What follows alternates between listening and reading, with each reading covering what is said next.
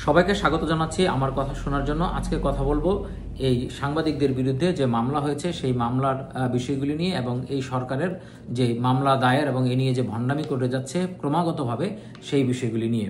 আমরা জানি যে ২৪-এর এই আন্দোলনের পরে এখন পর্যন্ত বাংলাদেশের ২৬৬ জন সাংবাদিকের নামে হত্যা মামলা দায়ের করা হয়েছে এবং ১৩ জন সাংবাদিক এই সমস্ত হত্যা মামলা এখনও কারাগারে তারা আটক রয়েছেন। গত ১০ মাস ধরে তারা একের পর এক মামলার আসামি হয়ে যাচ্ছেন এবং কারাগারে আটক আছেন এবং তাদেরকে কোনো ধরনের মামলায় জামিন দেওয়া হচ্ছে না। আর কোনো মামলায় যদি জামিন পেয়েও যায় সেক্ষেত্রে তাদেরকে ভিন্ন আরেকটি মামলায় গ্রেফতার দেখানো হচ্ছে এবং এই ধরনের ভণ্ডামি কিন্তু ক্রমাগতভাবে এই সরকার করে যাচ্ছে।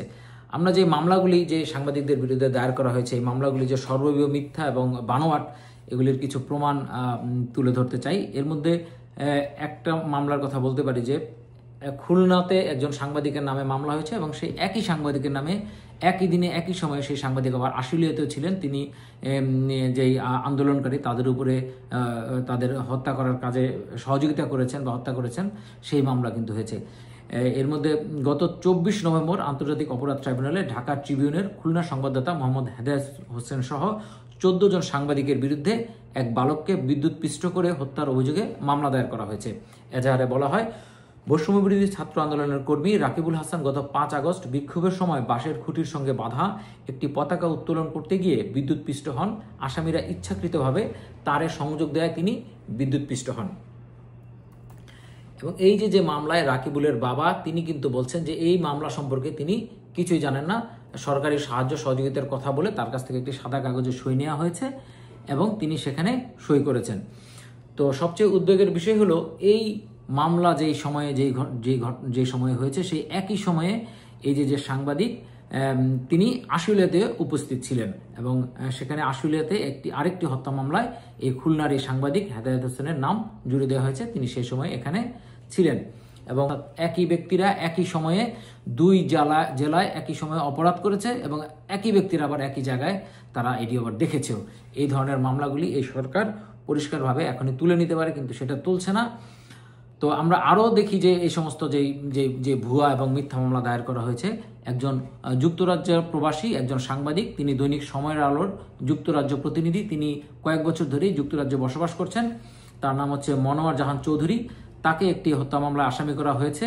সেখানে খেলাফত মজলিসের সাবেক সাধারণ সম্পাদক খলিলুর রহমান গত বছরের অর্থাৎ ২০২৪ সালের ২৭ আগস্ট সিলেটের কোতোয়ালি থানায় ৯ জন সাংবাদিকের বিরুদ্ধে নাম উল্লেখ করে মামলা করেছেন এবং এই সাংবাদিক আমি যার কথা বলছিলাম মনোয়ার জাহান চৌধুরী, তিনি কিন্তু যুক্তরাজ্যে বসবাস করছেন অথচ তার নামে হত্যা মামলা তিনি আসামি হয়ে গেছেন যে সময় তিনি ওখানে ছিলেনই না।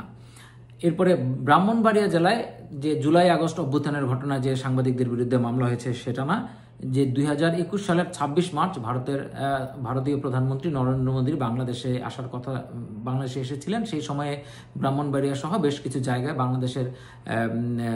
বাংলাদেশে আন্দোলন হয়েছিল। সেই আন্দোলনে সেই ব্রাহ্মণবাড়িয়া জেলায় ১৬ জন সাংবাদিকের বিরুদ্ধে হত্যা মামলা দায়ের করা হয়েছে এবং এই মামলা দায়ের করার ফলে সেখানে ২ জন সাংবাদিক কিন্তু যারা জাতীয় দৈনিকে চাকরি করেন তাদের চাকরিও হারিয়েছেন। শুধু এইসব করেই কিন্তু এই সরকার ক্ষান্ত হয় নাই। সরকার এখন মানুষের বিরুদ্ধে যে গায়েবী মামলা সেটাও কিন্তু তারা দেয়া শুরু করেছে। গায়েবী মামলা তারা দিয়েছে। আমরা জানি যে সে সময় আওয়ামী লীগের বিরুদ্ধে নানান জায়গায় আন্দোলন হলেও মাদারীপুর, শরীয়তপুর, গোপালগঞ্জ সহ বেশ কিছু জেলাতে কিন্তু কোনো ধরনের আন্দোলন হয়নি এবং ওইখানে যেহেতু আওয়ামী লীগের আধিপত্য বেশি সেখানে আন্দোলন যেমন হয়নি এবং সেখানে কেউ আন্দোলন হয়েছে এরকম কোনো ছবি ফুটেজ এ সমস্ত কিন্তু দেখাতে পারবে না।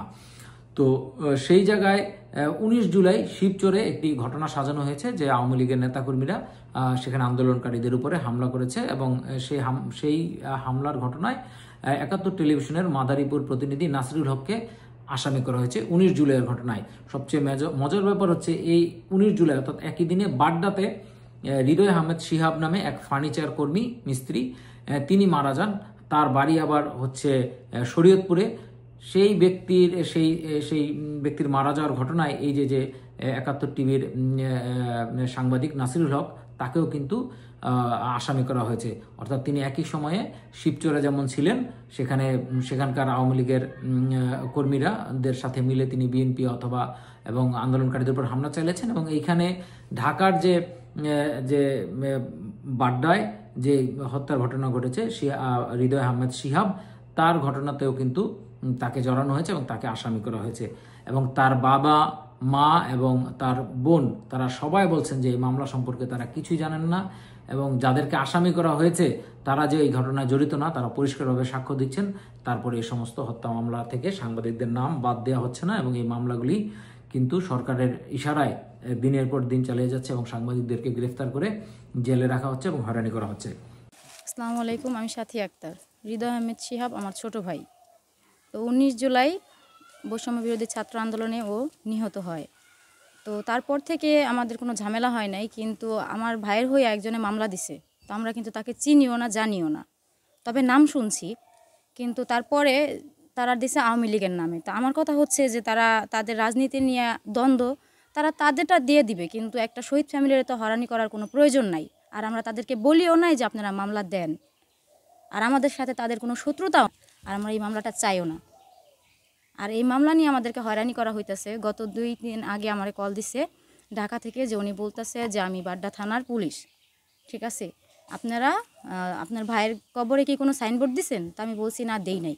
পরে বলতেছে এরা সরকার থেকে, এরা উপর থেকে কথা হয়েছে, আপনাদেরকে সরকার থেকেই বলছে যে আপনারা সাইনবোর্ড দিবেন, ইনফ্যাক্ট আপনারা ফ্যামিলির সবাই সে কবরের সাথে দাঁড়ায় ছবি দিবেন। আমরা তো কারো দেখি নাই, কে মারছে কে কি করছে দেখি নাই। আমার বাবা তো কাজ করতে গেছে, আমার বাবা তো কোনো আন্দোলনে যায় নাই। আন্দোলনে যাইতে আজকে গুলি খাইতে কইতাম যে না, ওর মাধ্যমে গেছে, ওর ইয়া গুলি খাইছে। ও তো নামাজ পড়ে খাওয়া দাওয়া করতে গেছে, আসার পথে গুলি খাইছে। আমার ছেলের নাম, সে ফার্নিচারের কাজ করতো। সে জুম্মার নামাজ পড়া কাপড় চোপড় খুলে সে থাকতো কারখানা, খাইতে দিত তার চাচার বাসায়। তো খাইয়া দেওয়া সে আইবার লাগছে 4টা 4:45 দিয়ে গুলি খাইছে।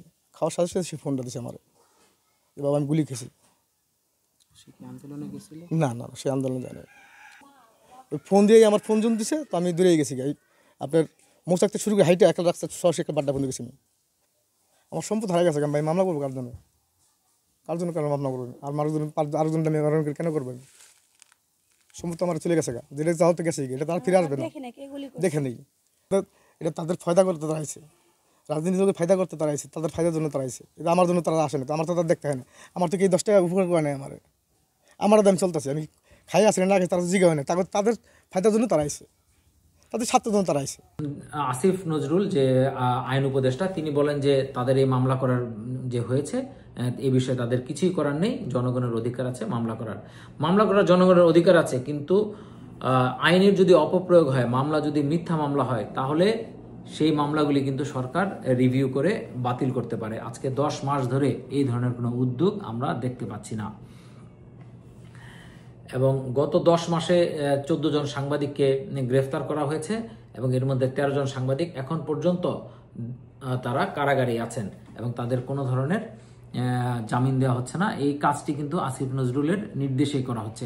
আমার হাতে বেশ কিছু মামলার এজাহার রয়েছে, যেখানে আমরা দেখি যে সরকার বলছে যে ক্ষুব্ধ ব্যক্তিরা মামলা করেছে, তাদের কিছু করার নেই, কিন্তু তারা জামিন দিতে পারে সরকারের পক্ষ থেকে। সেই জামিন তো দিচ্ছেই না, বরং কোনো একটা মামলায় যদি সাংবাদিকরা জামিন পেয়ে যায়, তাদের সেই জামিন ঠেকানোর জন্য কিন্তু পুলিশ আবার ভিন্ন আর অন্য মামলায় তাদেরকে আসামি করা হচ্ছে। আমরা যেমন সাংবাদিক ফারজানুর এবং শাকিল আহমেদকে টঙ্গীর একটি হত্যা মামলায় তাদেরকে গ্রেফতার করা হয়েছিল। তো এরপরে তারা বেশ কিছু মামলায় জামিনও পেয়েছিল, কিন্তু যখন তারা একটি মামলা জামিন পায়, আমার এখানে যে কাগজ আছে সেখানে দেখতে পাচ্ছি যে তাদেরকে আবার আদাবর থানার একটা মামলায় তাদেরকে গ্রেফতার দেখানো হয়। এখন সরকার যে বলছে তারা এই মামলায় কিছুই করছে না, তারা মামলা করে নাই, কিন্তু তাদেরকে জেলখানায় রাখার জন্য যত কিছু করা সম্ভব সব কিছু কিন্তু এই আসিফ নজরুলের নির্দেশে পুলিশ করে যাচ্ছে। যেমন তাদের এই যে আদাবর থানার যে মামলা, এটাতে তারা আসামি না। এখানে হাজার হাজার মানুষের নামে মামলা করা হয়েছে এবং অজ্ঞাতনামা কয়েকশো মানুষকে আসামি করে রাখা হয়েছে।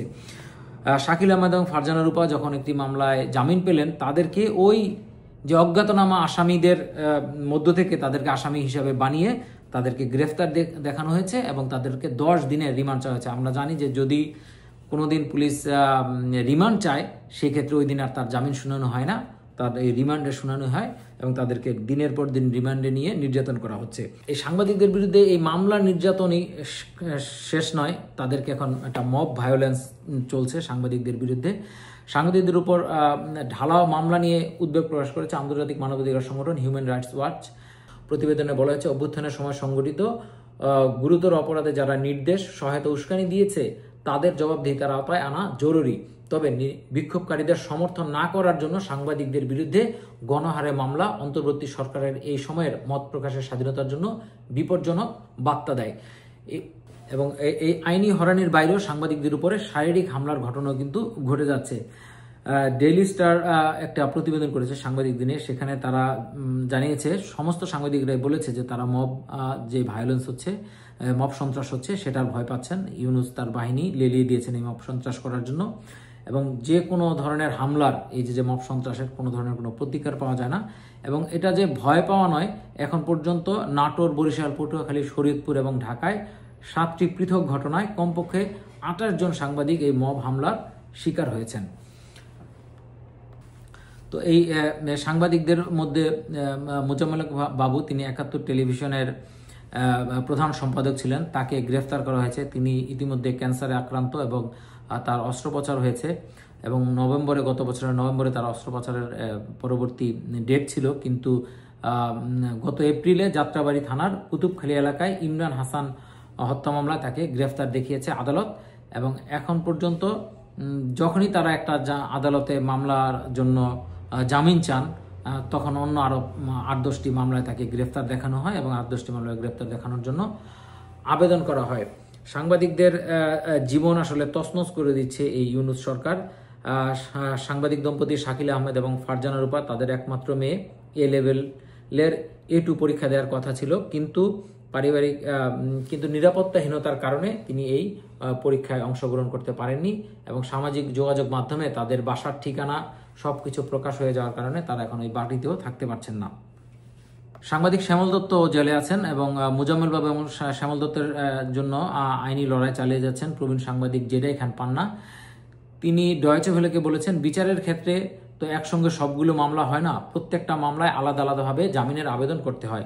ফলে যে মামলাগুলো তাদের সামনে আসছে তারা সেগুলোর জামিনের আবেদন করছেন, কিন্তু কোনো জামিন গ্রহণ করছে না এবং একইভাবে আরও ভিন্ন ভিন্ন মামলায় তাদেরকে আসামি হিসেবে দেখানো হচ্ছে এবং তাদেরকে কারাগারে এই যে রাখা ন্যায় বিচারের পরিপন্থী। এখন পর্যন্ত পুলিশ এই সাংবাদিকদের বিরুদ্ধে যে হত্যা মামলা দিয়েছে, এই হত্যার বিরুদ্ধে অভিযুক্ত করে চার্জশিট তো দিতে পারেনি, কিন্তু তিনি বলছেন যে যদি চার্জশিট দিয়েও দেয় যে সমস্ত মামলায় তারা জড়িত নয়, তাহলে তিনি অবাক হবেন না, কারণ এখন এভাবেই সবকিছু চলছে। এবং সুপ্রিম কোর্টের আইনজীবী ব্যারিস্টার জ্যোতির্ময় বড়ুয়া, তিনি বলছেন কোনো কোনো ক্ষেত্রে নিম্ন আদালতে জামিন দিচ্ছেন না, জামিনের ক্ষেত্রে বিচারক দেখবেন তার সামনে কি কাগজপত্র আছে, ডকুমেন্টের বাইরে আদালতের কোনো গল্প শোনার সুযোগ নেই, অথচ ওনারা শুনতে বাধ্য হচ্ছেন। অনেকে প্রত্যক্ষ পরোক্ষভাবে চাপের মধ্যে আছেন, কোনো প্রক্রিয়া অনুসরণ না করে একে ওকে চাপের মধ্যে ছুটিতে পাঠানো হচ্ছে বিচারকদেরকে যদি এইভাবে ছুটিতে পাঠানো হয় তাহলে বিচারকদের চাকরির নিশ্চয়তা থাকে না এবং তারা কিন্তু ন্যায় বিচার করতে পারছে না, যেটা আমরা দেখতে পাচ্ছি এই সাংবাদিকদের যে মামলাগুলির ক্ষেত্রেও কিন্তু এই বিষয়টা দেখতে পাচ্ছি।